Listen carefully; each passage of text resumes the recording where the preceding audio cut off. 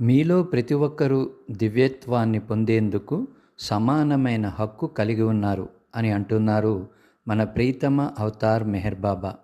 బాబా ఇలా అంటున్నారు, మీలో ప్రతి ఒక్కరూ పురుషుడు కానీ స్త్రీ కానీ ఏ కులానికి ఏ మతానికి చెందినా దివ్యత్వాన్ని పొందేందుకు సమానమైన హక్కును కలిగి ఉన్నారు. బాహ్య సన్యాసం అన్నది అసలు అవసరం లేదు. పురుషుడు స్త్రీ ప్రతి ఒక్కరూ తమ నిత్య జీవితంలోని విధులన్నింటినీ నిర్వర్తిస్తూ కూడా దేవుని పట్ల నిజాయితీతో కూడిన ప్రేమ ద్వారా దివ్య పితృత్వమును అనగా డివైన్ ఫాదర్హుడ్ పొందవచ్చును.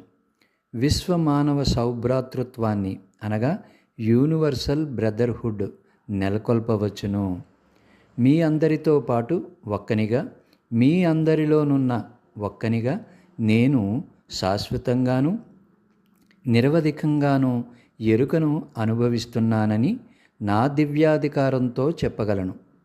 ఏ దేవునికైనా, ఏ జీవికైనా, లేక ఏ నిర్జీవికైనా, ఏ సంతుకైనా, గురువుకైనా, ఏ యోగికైనా, ఆధ్యాత్మికంగా పురోగతి చెందిన ఎవరికైనా చేసే మీ పూజలు, ఆరాధనలు చివరికి నన్నే చేరుతాయి. మీరు ఎవరినైనా దేనినైనా స్వచ్ఛమైన కల్తీ లేని ప్రేమతో ప్రేమిస్తే అది నన్ను ప్రేమించినట్లే. మనమంతా ఒక్కటే అని నా దివ్యాధికారంతో మీకు అభయమిస్తున్నాను. సర్వోన్నతుడు మన ప్రీతముడు అయిన భగవంతుణ్ణి ప్రేమించడానికి ధనికుడు పేదవాడు, అక్షరాస్యుడు నిరక్షరాస్యుడు, ఉన్నత కులము నిమ్న కులము అన్న తేడా ఏమీ ఉండదు. భగవంతుణ్ణి ఏ రూపంలో ప్రేమించినా, ఏ రీతిలో ప్రేమించినా అది మిమ్మల్ని శాశ్వతంగా విముక్తులను చేస్తుందన్న అవగాహన మీకు కలగాలి. సత్యం నిన్ను తన వైపుకి లాగుతూ ఉంటే భ్రాంతి నిన్ను మరోవైపుకి లాగుతూ ఉంటుంది.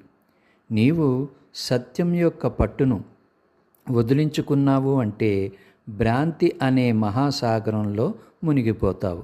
అలా కాకుండా నీవు రెండు వైపులా ఊగిసలాడావు అంటే నీవు వాటి మధ్య నలిగిపోతావు.